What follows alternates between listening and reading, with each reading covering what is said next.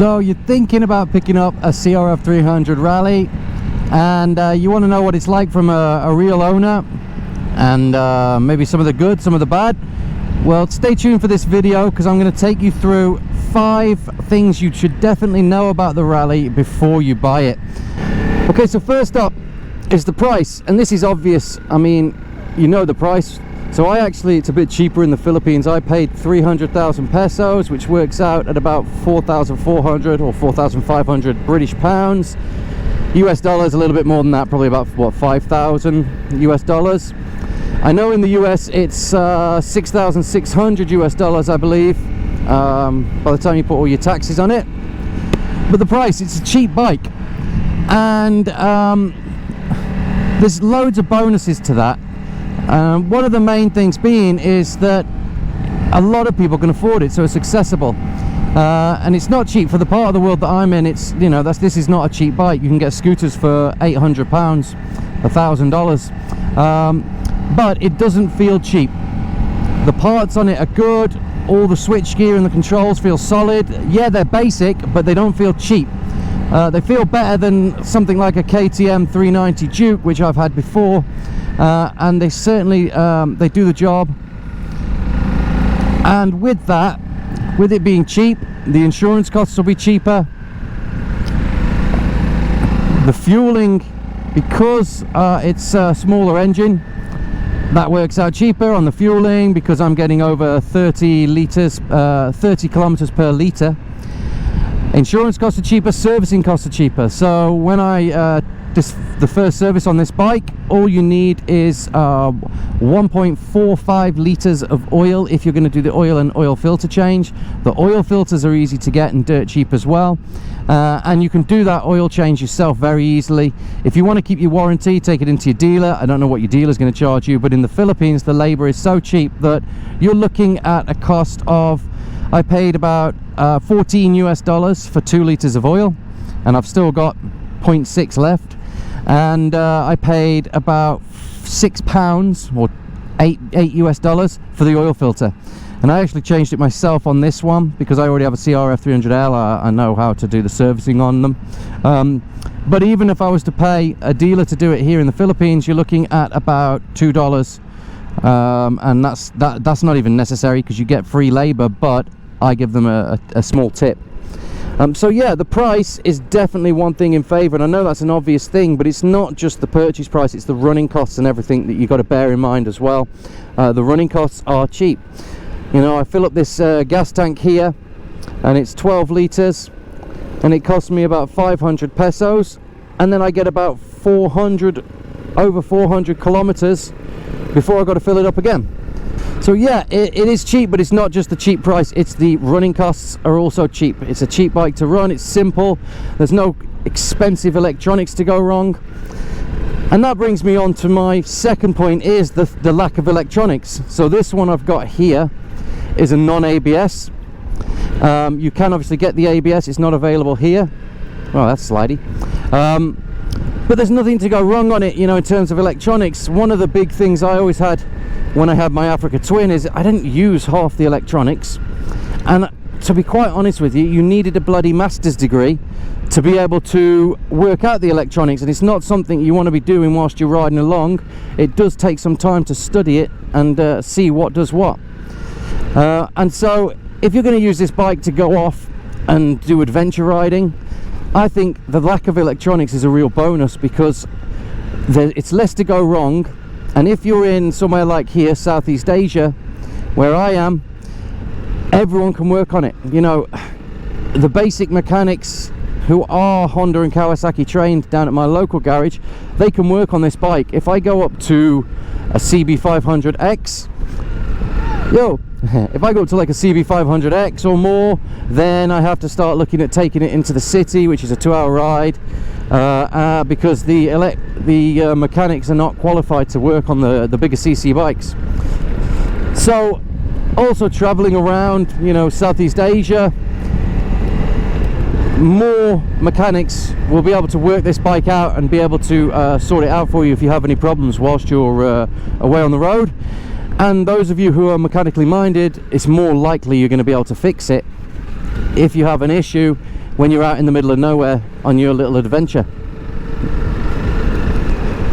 So the fact that it's cheap and simple means, you know, for me, adventure riding is about going to places that you don't know what's there, you don't know what problems you're going to encounter, and obviously add on top of that, you know, you might have an issue with your bike, then you know, having something more simple to work on is a benefit, right? I am going to get absolutely soaked here. Whoa, I knew I was going to get soaked today. We're about to get some Asian rain. With this bike, I just don't care, I come out in anyway. But yeah, having something more simple is always a bonus out here. I might stop or carry on. What shall I do? Shall I just carry on? I'll just carry on for fun. I got no waterproofs on today, so this is going to be interesting. I'm having a shower. But again, this is part of the fun, you know. Wow, that's big rain now. I can't even see hardly.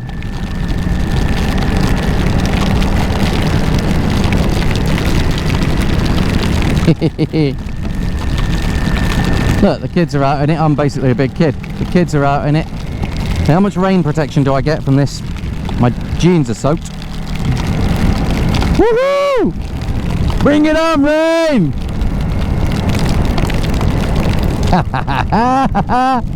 It's all part of the fun, but I am steaming up. I got to open up the visor a bit, get some air in. So yeah, that would be the second point. The third point on the bike is, it sort of lines up with it being cheap and simple. The shock on it, yeah, the shock is as bouncy and as soft as everyone says. It's fine when I'm going along, look, 60, 70 kilometers an hour. It's fine. It's fine for this kind of riding, and I think there are a lot of people out there now. Wow, I'm really steamed up. I think there's a lot of people out there, probably like myself. I'm not a hardcore rider. I'm not going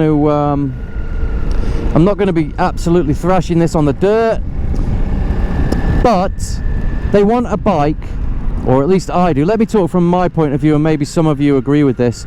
I want a bike where it can go anywhere. I don't want to be limited. You know, when I see a bad road, I don't want to think, oh, I can't go down that because, you know, I'm going to smash my fairing or whatever it is. I'm just opening up a second. You know, or big puddles, oh no, my sports bike's getting wet, you know, and dirty. So I want a bike that doesn't limit me. I want it can go anywhere. I want it to be reasonably comfortable.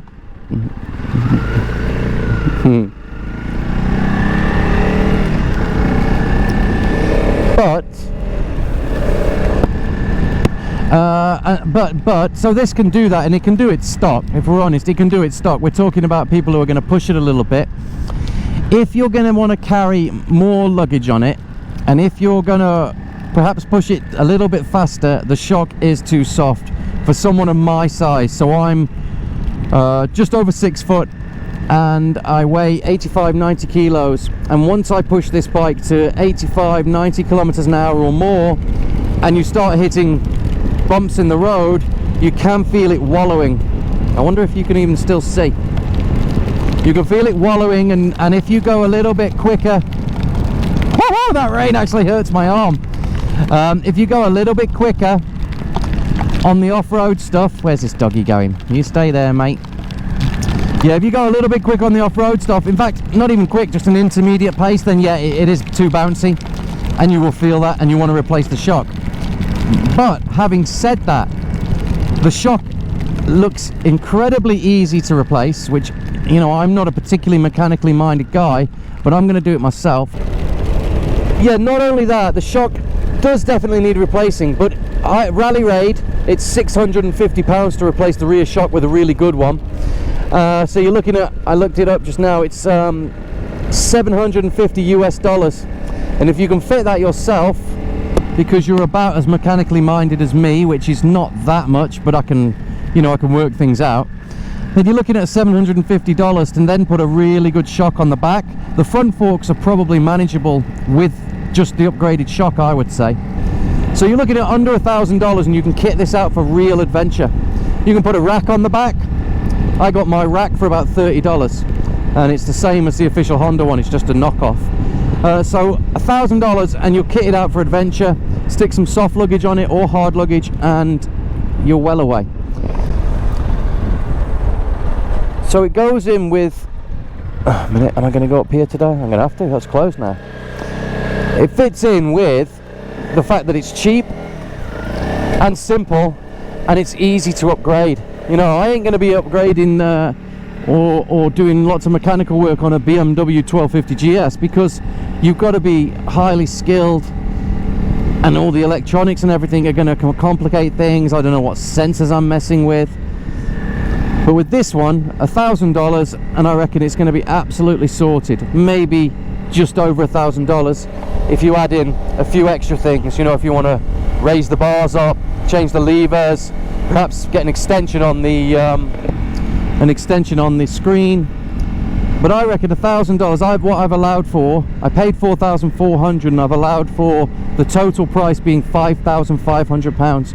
So I've allowed £1,000, which is about $1,200 for me to upgrade it and make it a really, really good adventure bike. So this bike, because of the weight of it, and because of the off-road nature and the forks, the suspension and everything, and due to the price as well being low, I feel comfortable taking this everywhere. So this now is a slimy gravel track going up here. It's like a trackway with massive ruts in it. I doubt I would bring my Africa Twin up here due to my skill level not being up to the task to get the bike up here. And I know there are thousands of us bikers who we have dreams of being that adventure rider that you see on the advert, but we're not there, right? We're not there, but we still want to have the adventure. And with this bike you can do it. With this bike I feel comfortable taking it on these tracks here, getting it dirty. If I drop it, I don't want to, but if I drop it, you know, it's going to crack a few bits of plastic maybe, but it's not hugely expensive to replace, and I can probably get new parts for it. And once I put this crash guards on it here, I'll feel even more comfortable, you know, just pushing my boundaries a little bit. But I want a bike, like a lot of people, I want a bike that takes me anywhere. You know, these roads in the Philippines that I'm on, they're not built for sports bikes doing 200 kilometers, 150 miles an hour. They're built for touring and adventuring, cruising around, seeing what you see, experiencing different things. Perhaps you want to follow this little path up here and see what the heck's up here. Well, on this bike I can do it. And I think that is a big thing with the Rally and the CRF 300L as well, but particularly with the Rally, is you could switch from, you know, doing 100, 200 Ks for me down to Dumageddon, and it'll do that comfortably. Or I can mix it up and I can come up here on a rough little track to get a bit of, you know, a bit of peace and a bit of see a bit of nature, and it'll do all of it. You know, that's the point of this bike for me. For in total, when I put the crash guards on and do everything I'm going to do to it, £5,500 pounds, $7,500 US, and you've got a bike that will go down take you down on the sort of the back roads, or even the main roads if you have to, and you can also do this. And it's not, you know, you're not having to mortgage the house for it. You're not having to get out a massive loan for it. It'll do it. And it will do it, and you'll enjoy it because you're not absolutely bricking yourself about dropping your £20,000 GS, or even for me with the Suzuki V-Strom 800, you know, that's £10,000. I don't want to drop that, but this, I don't want to drop it, but if I do, it's not going to be the end of the world compared to other bikes. So I think the price, the simplicity, and yeah, okay, the shock needs replacing, but still at a price that's coming in very competitively compared to other bikes. It looks fantastic, it's a nice ride, and I think the fact that it can just take you anywhere. I mean, look now, I'm here, there is no one else around.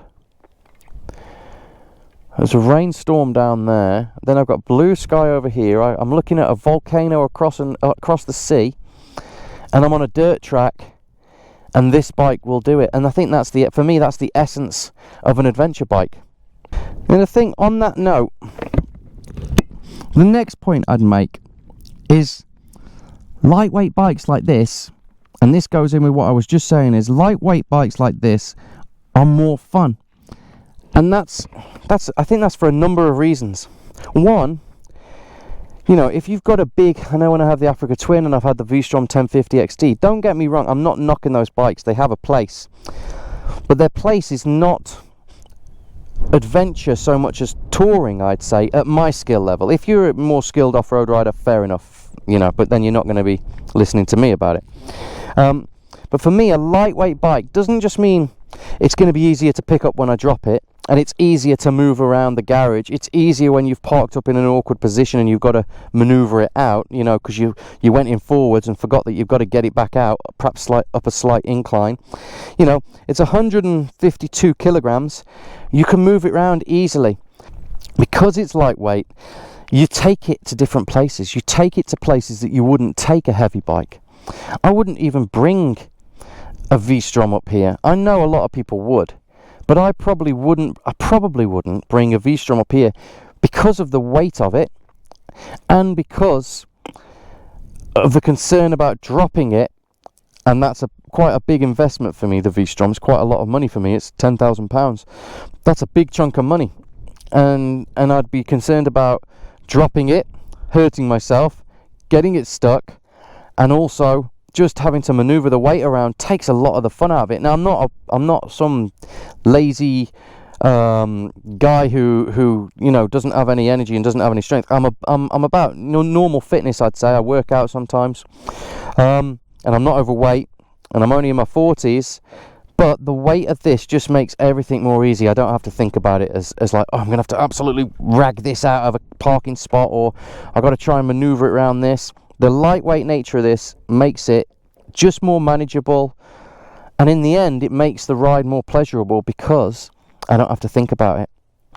Right, and the final point, which I'll have to make when we get onto some different roads, but yeah, it's a 300 or 286cc single cylinder, 27 horsepower, 20 something newton meters of torque engine, carrying 150 kilos plus whatever weight you are. So yeah, it's, you know, it's a low spec engine, it's a simple engine, but it does its job. And everyone who says that this bike is slow, I think you've got to put it in context. It's not slow. I think 0 to 60 miles an hour is something like 7 seconds. Well, if that was a car, we'd say it's reasonably nippy. We wouldn't say it's fast, but we'd say it's, you know, it's nippy. It's faster than the average car. So this is the kind of thing that I don't like to be stuck behind because it blocks my view in front. And these are the kind of trucks that you just don't want to be behind for ages. And if you're on something like a, you know, a less powerful bike, not that this is powerful, but you know what I mean, like a 150 or something, the opportunities to overtake this excuse me, are pretty slim, because you need to wait for a long straight to get past it. Whereas on something like this rally, as soon as I get an opportunity, I will be able to go past it. And it's just showing you that it is powerful enough. It's not powerful, but it's powerful enough to pass traffic.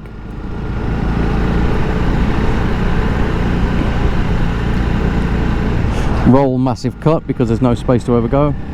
But yeah, like here, look, you passed it fairly easily. And I didn't drop down a gear either then, I was just being lazy with my gear shifts.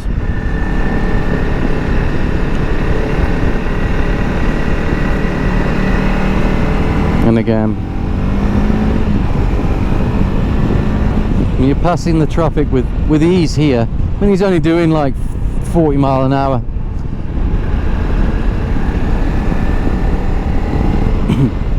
But it's, yeah, it's got enough power. And also I've noticed with fifth gear, you don't really need to knock it down into fourth. Fifth has got plenty of drive. It's only when you go up to sixth gear that it's lacking in acceleration. And his road manners are pretty good. Doesn't tip in fast, but it's it goes where you point it.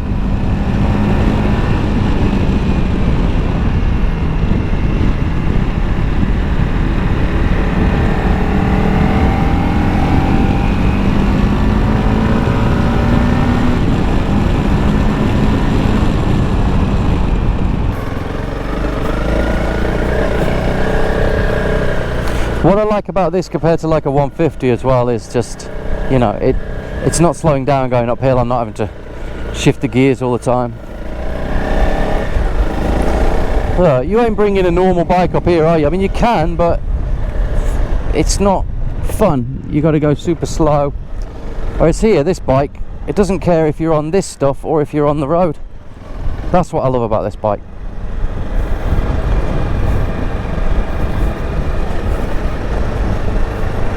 And the same goes for the 300L, except the 300L, you haven't got that fuel tank and you haven't got that wind protection. But if you just want to ride like this, exploring back roads, the 300L is, well, it's even easier than this because it's lighter and the shock's just a little bit stiffer stock. So you can actually go a little bit faster and push the pace a little bit more. Well, look, I'm here now. I get to enjoy this beautiful scenery.